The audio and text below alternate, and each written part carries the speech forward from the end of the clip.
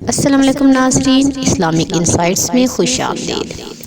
ناظرین، آج ہم آپ کے لیے حضرت ابو ذر غفاری کے حالات زندگی پر مبنی اس ویڈیو کا پارٹ 2 لے کر آئے ہیں۔ اب تک ہم نے جانا تھا کہ حضرت ابو ذر غفاری کس طرح سے نبی کریم صلی اللہ علیہ وآلہ وسلم تک پہنچے اور ان کے ہاتھ پر اسلام قبول کیا۔ آئیے اب ہم آپ کو ان کے مزید حالات و واقعات کے بارے میں آگاہ کریں گے۔ اس کے بعد وہ مسجد الحرام گئے۔ اس وقت قریش کے لوگ بیٹھے آپس میں باتیں کر رہے تھے۔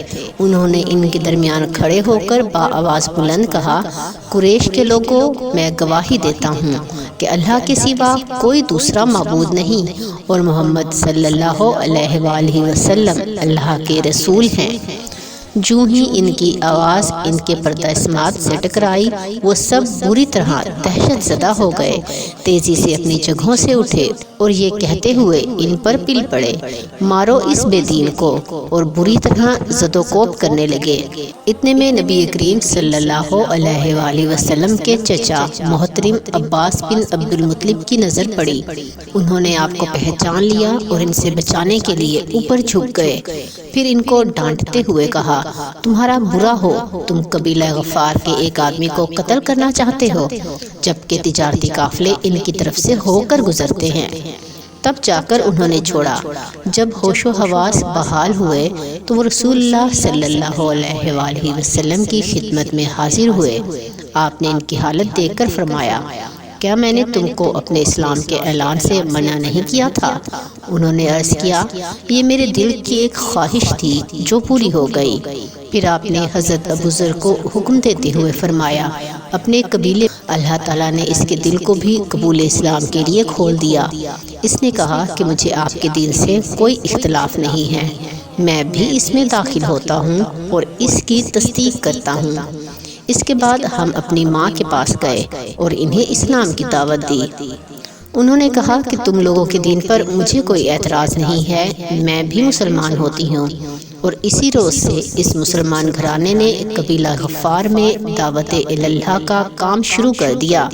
ان کی دعوتی جدوجہد کے نتیجے میں بنو غفار کی ایک بڑی اکثریت دائرہ اسلام میں داخل ہو گئی۔ البتہ ان کے کچھ افراد نے کہا، ہم اپنے دین پر قائم رہیں گے، لیکن رسول اللہ صلی اللہ علیہ وآلہ وسلم کے مدینہ تشریف لانے کے بعد وہ لوگ بھی مسلمان ہو گئے۔ حضرت ابو ذر غفاری اپنے قبیلے میں رہے یہاں تک کہ بدر، احد اور خندق کے معرکے گزر گئے۔ پھر وہ مدینہ منتقل ہو گئے اور ہر طرف سے کٹ کر صرف رسول اللہ صلی اللہ علیہ وآلہ وسلم کے ہو رہے۔ چنانچہ وہ آپ صلی اللہ علیہ وآلہ وسلم کی صحبت اور خدمت کی سعادت سے بہرہ مند ہوتے رہے۔ رسول اللہ صلی اللہ علیہ وآلہ وسلم بھی ان کا لحاظ کرتے اور انہیں دوسروں پر ترجیح دیتے تھے۔ جب بھی ملاقات ہوتی ان سے مصافحہ کرتے ہوئے اپنی مسرت و شادمانی کا اظہار فرماتے۔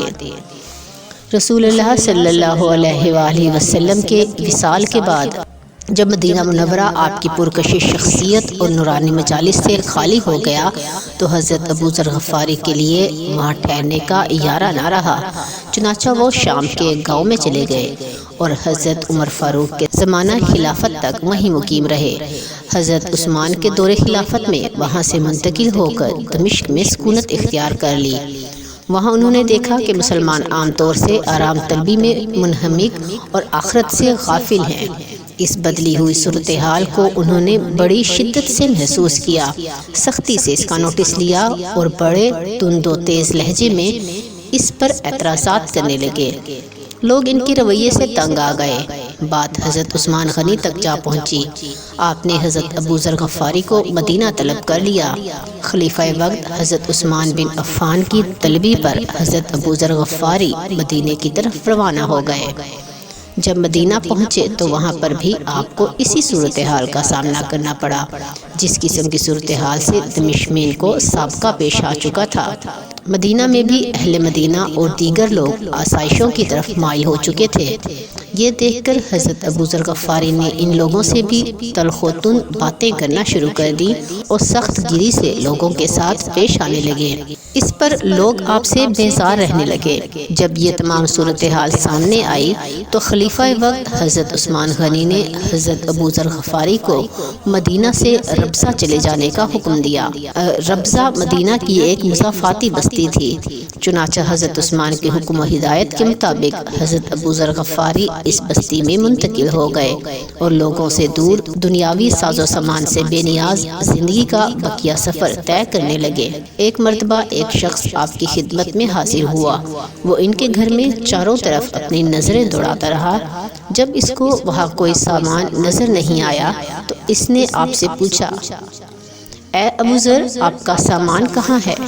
حضرت ابو ذر غفاری نے جواب دیا، وہاں آخرت میں ہمارا ایک گھر ہے، ہم اپنا اچھا اور بیش قیمت سامان وہاں بھیج دیا کرتے ہیں، وہی ہمارا اصل گھر ہے۔ ایک مرتبہ شام کے گورنر نے اس ہدایت کے ساتھ آپ کے پاس 3000 دینار بھیجے کہ انہیں اپنی ضروریات پر خرچ کر لیں، لیکن آپ نے یہ رقم یہ کہہ کر واپس کر دی کہ کیا شام کے گورنر کو مجھ سے زیادہ ذلیل کوئی شخص نہیں ملا تھا۔ ہجرت نبوی کے 32ویں سال ذی القعدہ میں اس عابد و زاہد صحابی کی زندگی کا سورج غروب ہوا۔